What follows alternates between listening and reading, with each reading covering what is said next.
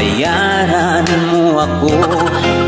Di ba't nagsumpaan, i-gcash mo na lang? Bakit tila yatang nilimot-limot mo?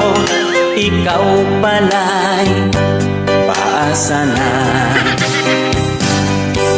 Noong utangan mo, wagas ang pangako mo. Ba't pagsingilan na, tataguan mo ako?